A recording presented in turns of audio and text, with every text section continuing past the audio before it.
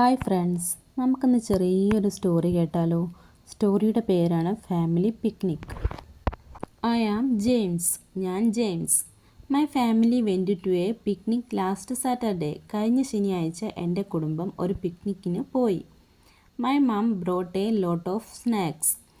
എൻ്റെ അമ്മ ധാരാളം ലഘുഭക്ഷണങ്ങൾ കൊണ്ടുവന്നു. We went to the park. ഞങ്ങൾ പാർക്കിൽ പോയി.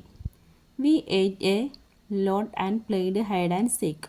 ഞങ്ങൾ ധാരാളം ഭക്ഷണം കഴിച്ചു, പിന്നെ ഒളിച്ചു കളിച്ചു.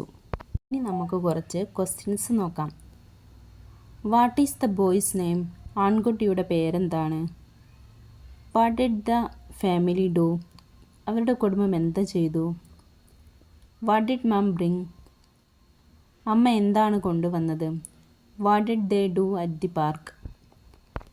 അവർ പാർക്കിൽ എന്താണ് ചെയ്തത്? ഇത്രയും ക്വസ്റ്റ്യൻസ് ഉണ്ടല്ലോ. ഇതിൽ നിങ്ങൾക്ക് ആൻസർ ചെയ്യാൻ പറ്റുമോ എന്ന് നോക്കണം.